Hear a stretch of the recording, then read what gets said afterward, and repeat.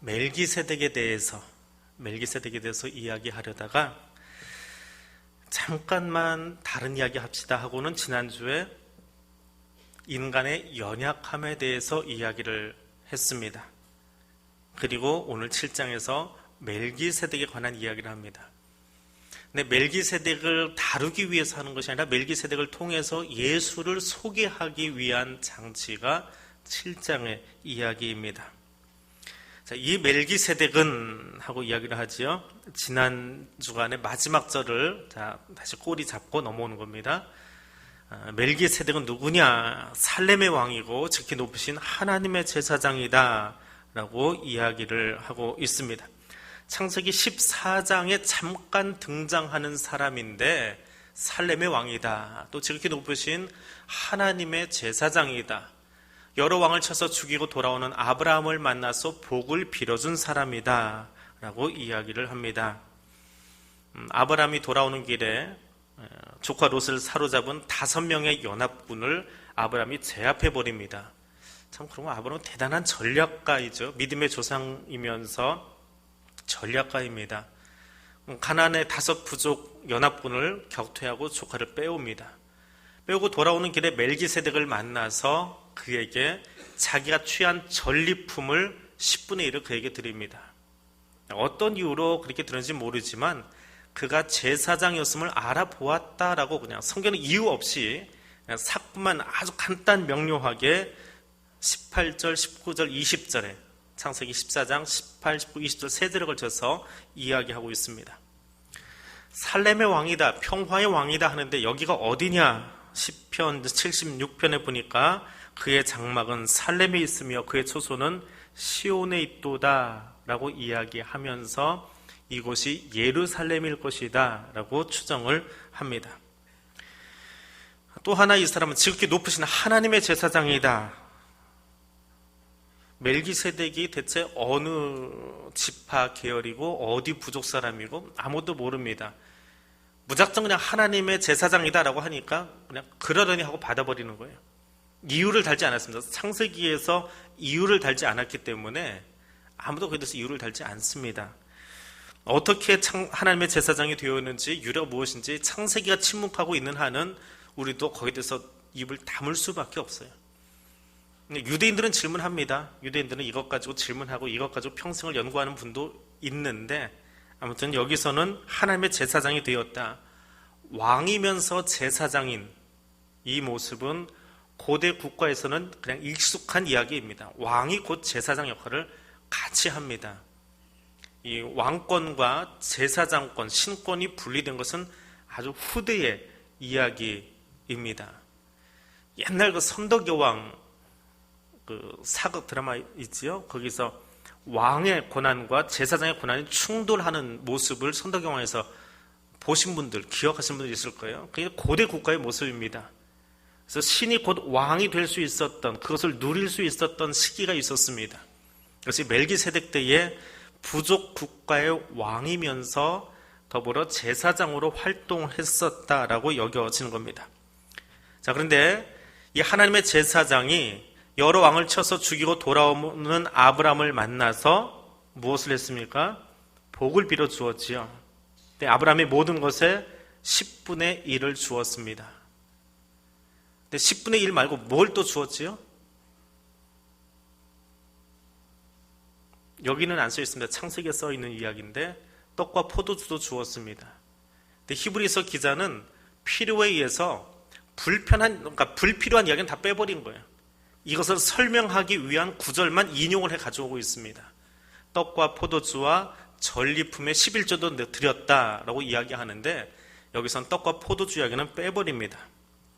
그냥 전리품의 10분의 1을 드렸더라. 그랬더니 살렘 왕이 이 사람에게, 아브라함에게 복을 빌어 주었다라고 이야기합니다. 복은 누가 빌어주는 거예요? 아랫사람이 윗사람에게 복을 빕니까? 윗사람이 아랫사람에게 복을 빕니까? 윗사람이 아랫사람에게 복을 비는 거지요. 예. 윗사람이 아랫사람에게. 그럼 멜기세덱하고 아브라함의 관계는 어떻게 되는 거예요? 누가 윗사람이에요? 누가 윗사람이지요? 갑자기 아까보다 대답 소리가 적어지세요? 누가 윗사람이에요? 멜기세덱이죠. 그거 머릿속에다 두시면 돼요. 그거 짚어주려고 지금 이 얘기하고 있는 거예요. 어려운 이야기 하는 게 아닙니다. 히브리서가 어려워 보이는데 그냥 천천히 꼬리 잡기, 기차놀이 하듯이 그렇게 따라가면 그냥 줄거리가 보이는 거예요. 자, 멜기세덱이 아브라함에게, 우리의 믿음의 조상, 히브리서의 독자들은 대부분이 유대인 그리스도인입니다. 그들에게 우리의 조상이면서 믿음의 조상인 아브라함에게 복을 빌어 주었다. 그럼 멜기세덱은 아브라함보다 높은 사람, 낮은 사람? 높은 사람이에요. 그럼 멜기세덱이 대체 어떤 사람이냐? 자, 그걸 연구하면서 예수를 이제 찾아 들어가는 거예요. 자, 모든 것의 10분의 1을 그에게 주었다. 10분의 1. 전쟁의 승리를 이끌어 주신 분이 대체 누구냐라고 하는 거예요. 멜기세덱은 어떤 사람이라고요? 직분이? 뭐 하는 사람? 어떤 제사장? 하나님의 제사장. 그럼 결국은 아브라함이 전리품의 10분의 1을 멜기세덱에게 주었다라고 하는 것은 누구에게 준 거예요? 하나님에게. 그럼 왜 하나님에게 드립니까?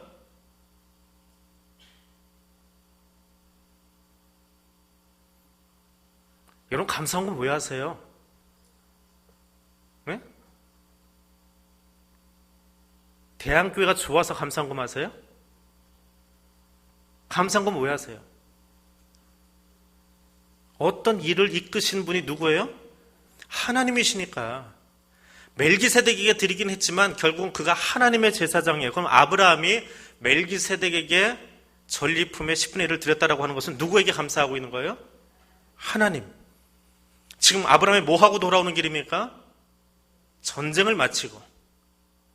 그러면 다시 엮어서 이야기하면 전리품을 드린 이유는 뭐예요?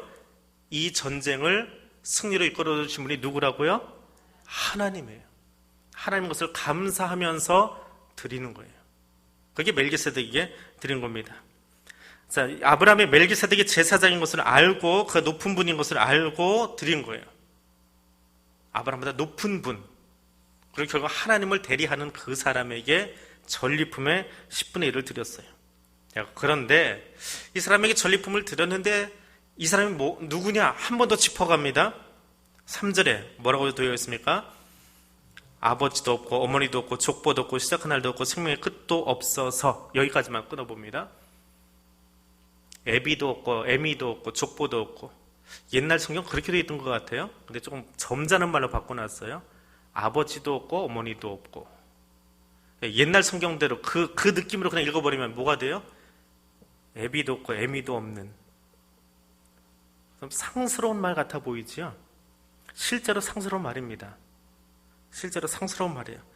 헬라어에서 넌 애비도 없고 애미도 없냐? 이거는 사생아들을 향해서나 혹은 방랑하는 사람들, 미천한 가문의 사람들, 떠돌이들, 그들에게 비아냥거리면서 하는 말이랍니다. 근데 히브리서 기자는 이 대단한 수사학자예요. 대단한 수사학자입니다. 그러니까 언어의 기교를 잘 부리는 사람이란 말이에요. 이 사람이 하필이면 헬라어로 이걸 썼거든요. 히브리서는 헬라어로 쓰여졌습니다. 헬라어로 쓰여진 여러 가지 문장 가운데 이 단어를 쑥 가져와 버렸어요. 애비도 없고 애미도 없는 멜기세덱. 그럼 그 당시의 관습으로 보면 이건 뭐예요? 미천한 가문이고 떠돌이고 방랑자다. 그렇게 읽어야 되는데 히브리서 기자는 그 뒤에 설명을 이렇게 합니다. 아버지도 없고 어미도 없고, 여기까지는 헬라어의 격언이에요. 근데 족보도 없고 시작한 날도 없어서 누구를 닮았다고요? 하나님의 아들을 닮았다. 이 문장이 원래 갖는 의미는 미천한 사람을 가리키는 이야기지만 내가 그러려고 이 문장을 가져온 것이 아니라 어디다 쓰려고? 하나님의 아들을 설명하려면 이 단어만큼 좋은 게 없다. 그래서 원래 뜻이 아니라 다른 수로 바꿔버린 거예요. 아예 바꿔서 여기에 인용을 했습니다. 아비도 없고 어미도 없다. 자, 이렇게 인용을 해놓고 보니까 이제 신학자들에게는 고민이 하나 생깁니다.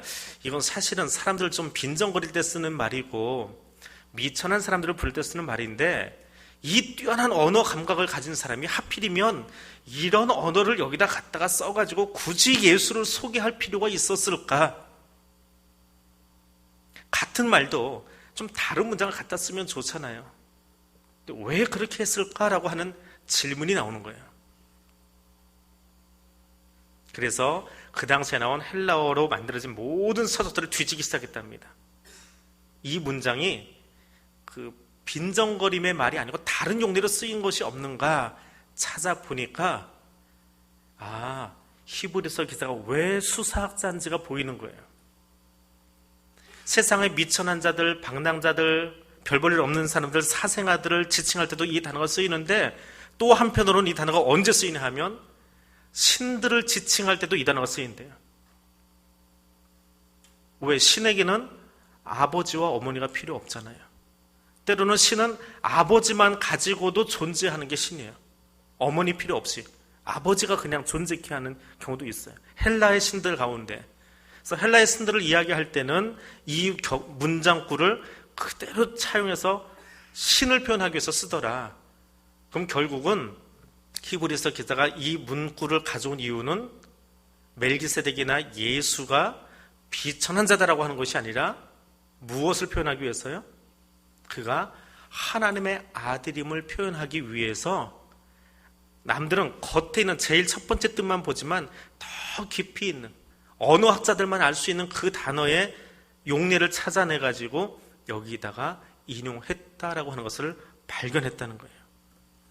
그래서 멜기세덱의 출생과 사망에 대해서 창세기가 침묵하고 있는 것이 창세기가 침묵하고 있잖아요. 멜기세덱이 언제 태어났고 언제 죽었고 아버지가 누구고 어머니가 누구고 형제가 누구고 일절 이야기가 없잖아요. 왜 그렇게 했느냐? 그도 사람인지라 분명히 아버지가 있을 거고 호적이 있을 터인데 왜 그렇게 했느냐? 이 사람이 예수 그리스도의 그림자이기 때문에 예수 그리스도를 나타내기 위한 한 도구로 성경에 존재하기 때문에 일부러 그의 아버지와 어머니를 창세기 기자가 써놓지 않은 거다라고 하는 결론에 도착했다는 거예요. 그 사람에게 그 아버지와 어머니도 없는 예수의 모형과 같은 사람에게 아브라함이 무엇을 드렸습니까? 2절에 뭘 드렸지요? 모든 것의 10분의 1. 모든 것의 10분의 1을 드렸습니다. 그런데 개역 성경에는요, 우리는 지금 개역 개정판 성경을 보고 있는데, 개역 성경에는 아브라함이 노략물 중 좋은 것으로 10분의 1을 저에게 주었다라고 되어 있습니다. 근데 개역 개정판 성경은 이 의미를 희석시켜버렸어요. 번역을 하면서. 성경이 어떻게 이럴 수 있느냐, 그렇게 따지지 마세요. 그 얘기 하려면 신학 공부해야 되니까. 그냥 좀 다르다는 것만 그냥 이해를 하십시오. 개역, 이 부분에 있어서만큼은 개역 성경의 번역이 더 좋아요. 노략물 중에 좋은 것으로 드렸다라는 말이에요. 이 말은 헬라어로 보면은요, 꼭 언덕의 꼭대기 부분을 들어서 드렸다라는 말이에요. 그것을 개역 성경에서는 노략물 중에 좋은 것을 드렸다라고 표현했어요. 근데 개역 개정, 우리가 지금 보고 있는 성경은 모든 것의 10분의 1, 아무 데서나 푹 떠가지고 10분의 1이면 되는 거예요. 어느 의미가 더 좋은 것 같아요?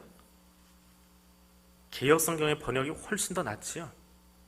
전리품 중에서 가장 탑에 속하는 가장 좋은 것, 그 10분의 1을 떼어내가지고 누구에게? 멜기세덱에게 드린 거예요. 하나님께 드리는 것, 하나님께 감사함으로 드리는 것은 어떤 것을 드려야 돼요?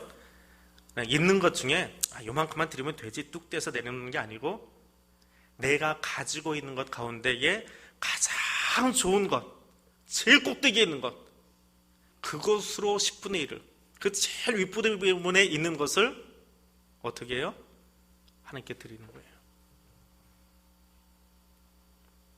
추석을 시작하는데요, 어떤 분이 요만한 뭘 가져왔어요. 뭐라고 이야기하면 다 아시는 분이라 그렇게 말하니까 요만한 걸 가져왔어요. 정말 쬐끄만한 거예요. 봉지에 딱 싸가지고. 이게 뭐예요? 그랬더니 오늘 우리 집에서 나가는 물건 중에 제일 처음 거예요. 그러시는 거예요. 추석 명절 맞아서 그 집에서 그 가게에서 나가는 물건의 제일 처음 거예요.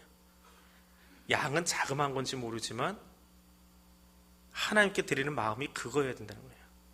내가 오늘 가지고 있는 것 중에 가장 꼭대기에 있는 가장 처음 것으로 가장 좋은 것으로 골라서 하나님께 드리는 거예요. 그것이 아브라함이 멜기세덱을 만나서 드리던, 멜기세덱이 아니라 하나님께 드리던 마음이더라라고 하는 겁니다. 가장 값진 것을 드렸다라고 하는 것은 이 전쟁을 이기게 한 것이 하나님이심을 다시 한번 고백하는 거예요. 자, 그런데 4절부터 이제 중요한 이야기가 하나 나옵니다. 이 사람이 얼마나 높은가 한번 생각해 봐라. 자, 조상 아브라함이 노량물 중에 10분의 1을 드렸는데 5절에 가니까 레위의 아들들 가운데 제사장 직분을 받은 자들. 이건 나중 이야기입니다. 멜기세덱과 아브라함의 관계는 옛날 고리짝적 이야기예요. 근데 이제 갑자기 레위 지파로 뛰어넘습니다. 레위의 아들들 가운데 레위 지파 전체가 제사장이 아니고 그 중에 아론의 자손만 제사장입니다. 그들이 제사장의 직분을 받아서 율법을 따라서 아브라함의 허리에서 났어요. 아브라함의 자녀라는 말이에요. 아브라함의 자녀들일지라도 자기 형제들에게서, 야곱의 12아들들이 있지요. 그 중에 한 아들이 레위예요. 그 레위의 아들들 여러 아들들 가운데 특별히 아론의 자손들만 뭐예요? 제사장이에요. 그 나머지는 족보로 따지면 같은 형제예요. 야곱을 시조로 놓는 같은 형제들임에도 불구하고 이들이 누구에게 재물을 가져와요? 제사장에게. 누구의 후손에게? 아론의 후손. 여기서는 레위라고 그냥 설명을 하고 있습니다. 레위에게서 가져왔어요. 레위에게로 가져왔어요. 근데 멜기세덱은 레위 족보가 아닌데도 지금 10분의 1을 받고 있어요. 그럼 누가 더 높으냐? 자, 7절에 가서 폐일언하고 말이 너무 길어지니까 우선 간단하게 이것부터 정리하자. 근데 말이 길어지니까 이 히브리서 기자가 말이 길어질 것 같으면 한 번씩 툭툭 정리하고 지나가는 게 있어요. 중요한 걸 짚어줍니다. 논란의 여지 없이 낮은 자가 높은 자에게 축복을 받느니라. 멜기세덱과 아브라함 누가 높아요? 멜기세덱. 자, 레위하고 아브라함하고 누가 높아요? 레위하고 아브라함하고. 네? 저 꼭대기 할아버지하고 저 밑에 손자하고 얘기하는 거예요 지금. 누가 높은 사람이에요? 할아버지 아브라함이 높지요. 자, 그런데 레위가 율법을 따라서 제사장이 됐어요. 율법이 선포된 뒤로. 멜기세덱은 율법이 아직 주어지기 전에 제사장이 됐어요. 율법이 먼저예요? 아니면 멜기세덱이 아브라함이 드려진 행위가 먼저예요? 율법보다 더 위의 일이라는 거예요. 그리고 또 하나, 아브라함이 멜기세덱에게 제물을 드리러 갔을 때 레위는 어디 있었을까요? 레위는 어디 있었어요? 어디 있었어요? 네? 어디요? 잘 안 들려요, 목소리가. 아직 태어나지 않았지, 아무튼? 아니, 태어나지 않았어요. 근데 히브리서 기자는 그걸 어떻게 설명하냐면, 아직 여기 옆구리에 붙어 있어요. 허리에 붙어 있어요. 연대성의 원리라고 하는 헬라어의 관점인데, 자, 아브라함이 가서 멜기세덱에게 이 전쟁을 이기게 해주셔서 감사합니다. 그리고 하나님한테 하는 건데, 멜기세덱으로 설명합니다. 멜기세덱에게 가서 감사합니다. 허리를 숙이면, 레위는 뭐 하고 있는 거예요? 여기 옆구리에 달려있으니까 뭐 하고 있는 거예요? 같이 고개 숙이는 거예요. 같이 고개 숙이는 거예요. 아직 태어나지 않았는데 아브라함과의 연대성에 의해서 아브라함보다 멜기세덱이 높지요? 레위보다 아브라함이 높지요? 그런데 그 레위가 제사장이에요. 근데 그 레위를 제사장으로 해서 이스라엘의 12지파 모든 사람들이 그에게 제물을 가지고 와서 드리고 하나님께 감사의 예물을 드리고 있어요. 그럼 멜기세덱은 대체 어떤 분이냐? 제사장이라고 하는, 율법이라고 하는 관점에서 볼 때에 레위하고 비교할 수 없는 사람이 누구예요? 멜기세덱이에요. 그렇게 대단한 사람이다. 그걸 지금 알려주기 위해서 이야기한 거예요. 자, 그런데 이야기가 벌써 끝나지 않습니다. 11절, 12절입니다. 레위 계통의 제사 직분으로 말미암아 온전함을 얻을 수 있었으면, 우리가 죄를 지었을 때에, 우리가 잘못했을 때에, 누군가 화목하고 싶을 때에 제물을 들고 누구한테 찾아가요? 성전 제사장을 찾아가지요. 둘러쳐진 성막을 둘러친 그 장막을 열고 들어가면 그 앞에 번제단이 있고요. 거기 제사장들이 기다리고 있다가 가지고 오는 제물을 보고 거기에 안수하게 하고 죄를 다 거기에 전가시키고 가서 번제단 위에서 각을 뜨고 내장은 다 끌어내고 피는 다 쏟아버리고 그것을 태웁니다. 그 제사장이 들고 간단 말이에요. 그리고 그 제사를 드리고 나면 내 죄가 얼마나 중했던지 간에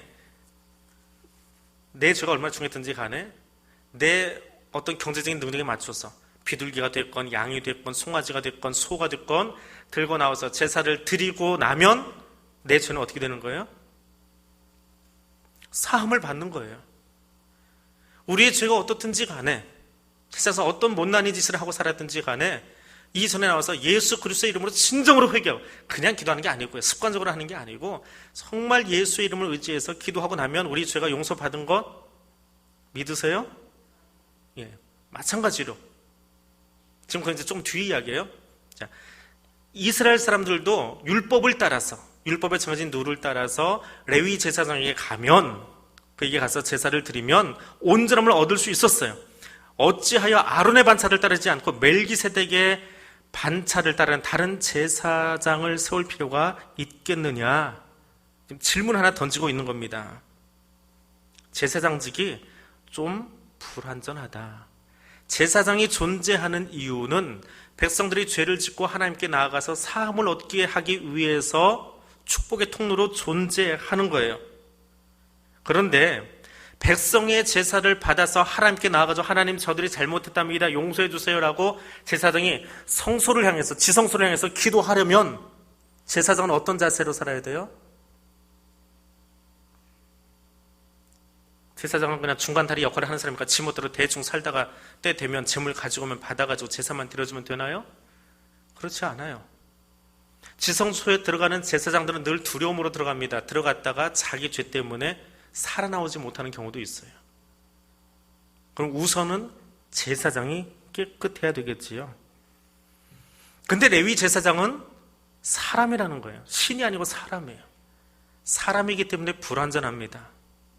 모난 구석도 있고 부족한 면도 있고 다른 사람에 비해서 조금 떨어지는 부분도 분명히 있어요. 그것이 구약 제사가 가지고 있는 불완전함이에요. 불완전한 사람 제사장이 늘 그 일을 하려고 하다 보니까 한 명 가지고는 안 되고 한 사람이 죽으면 그 다음 사람이 또 그 사람이 죽으면 그 다음 사람이 제사장의 직무를 계속 이어가야 하더라라는 거예요. 그래서 하나님이 영원한 제사장을 보내주셨는데 그게 누구예요? 그게 예수예요.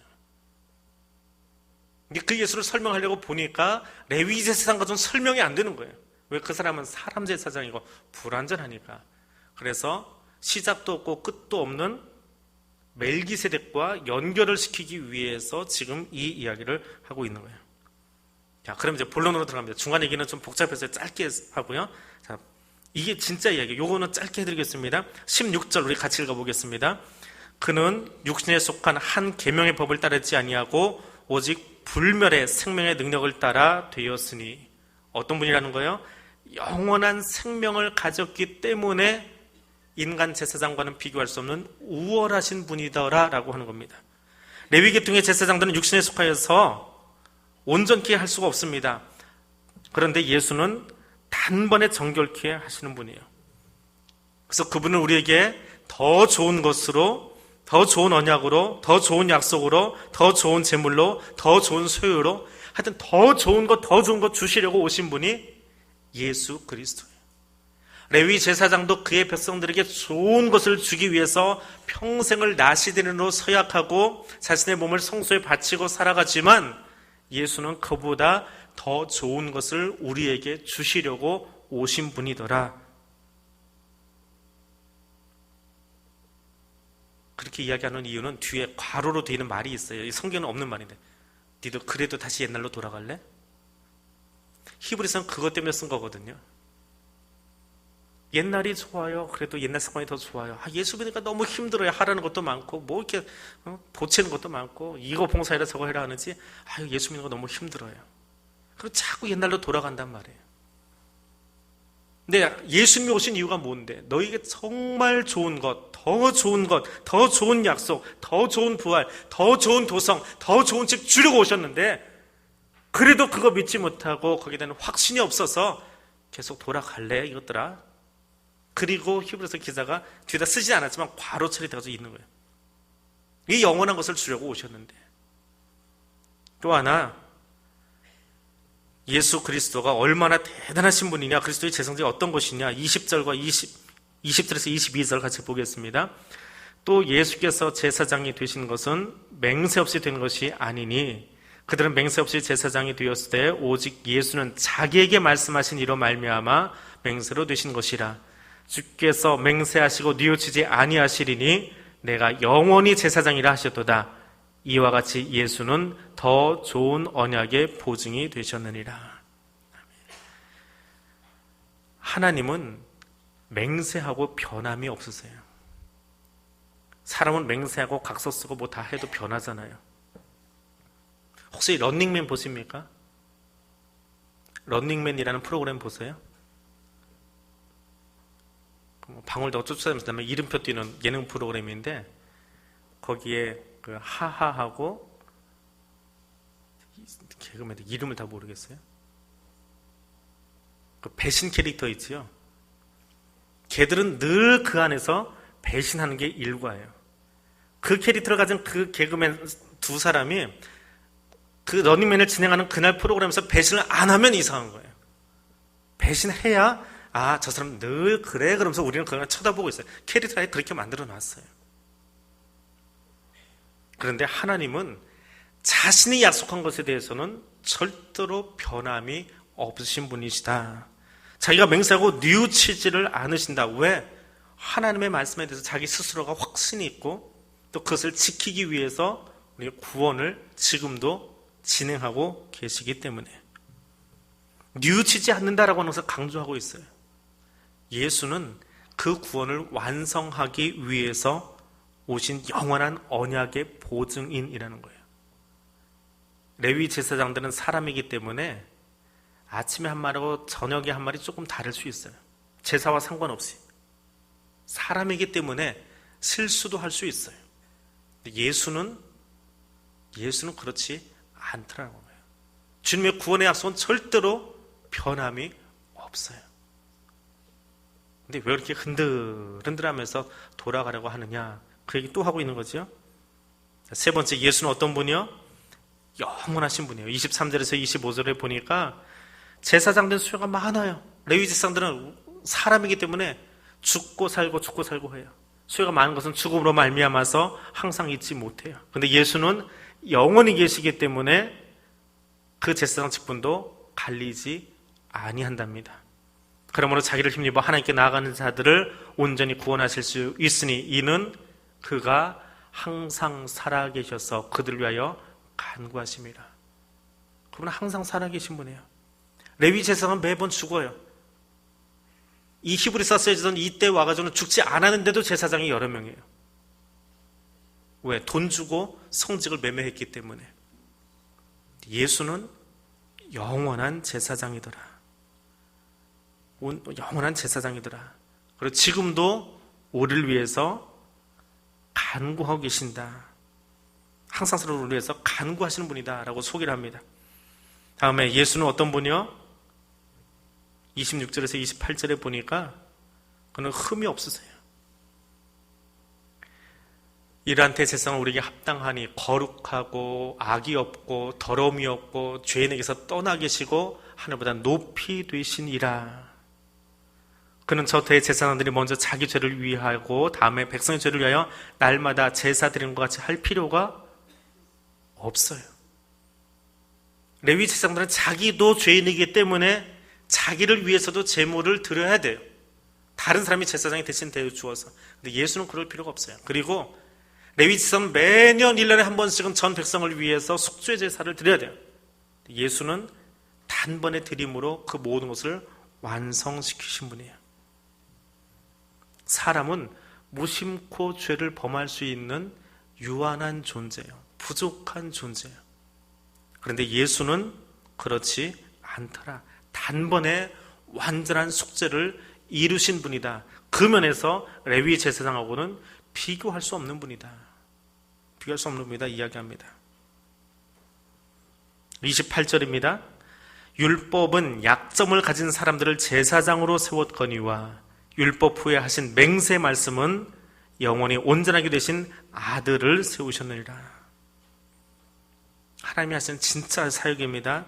약점을 지닌 세상의 인간 제사장이 아니라 영원히 온전케 되신 예수 그리스도를 제사장으로 우리 가운데 세워 주셨어요. 그분 지금 뭐하고 계십니까?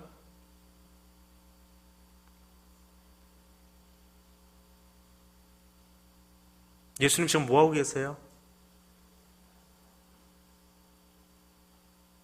예수님 어디서 뭐하고 계세요? 아니, 매 주일마다 사도신경 암송하시면서 대답을 못하세요. 사도신경 왜 암송하세요 대체? 암송하시면서도 어디 계세요? 예, 맞아요. 하나님 보좌 우편에 앉아 계세요. 거기서 뭐 하실까요? 우리 위해서 기도해 주세요. 그게 어떤 자리예요? 제사장의 자리예요. 하나님 보좌 우편에서 지금도 우리를 위해서 간구하시는 제사장의 사명을 감당하고 계시는 거예요. 그러니까 우리가 여기 있는 거예요. 그분이 우리를 위해서 계속 간구해주고 계시기 때문에 아유, 저 사람 아직 부족한 거 아시잖아요 하나님 하고 옆에서 우리의 방패막이가 되어주고 계시는 거예요. 그 고백이 사도신경에 있는 거예요. 사도들의 신앙 고백이 있는 거예요. 근데 그냥 머리로만 하지 마시고 입술로만 고백하지 마시고 마음으로 고백하세요.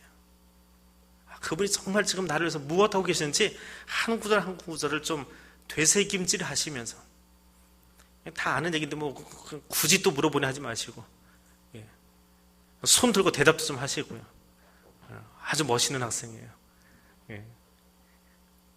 하나님은 그런 분도 좋아하시는 것 같아요.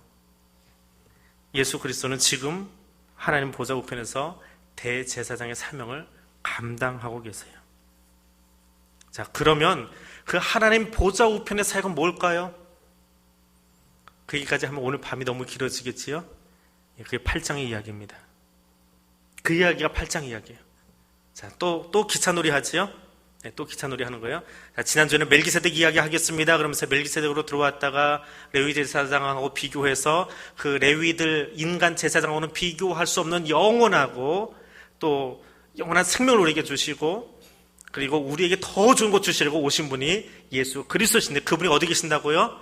하나님 보좌 우편에 계세요. 거기까지 하면 오늘 이렇게 끝난 거예요. 그럼 거기서 하나님 뭐하고 계실까요? 그건 다음 주 이야기. 자, 다음 주에 그 보좌 우편에 관한 이야기를 할 거예요. 그렇게 히브리서는 끊임없이 기차놀이를 하는 거예요. 아주 쉬워요. 그러니까 문장은 아주 긴데 그 기차놀이만 잘 따라가면 말 꼬리 잡는다 혹은 기차놀이 한다 그러는데 그만 잘 따라가시면 될 것 같아요. 우리 이 시간 오늘 본문만 가지고 우리 같이 기도하겠습니다. 예수 그리스도만이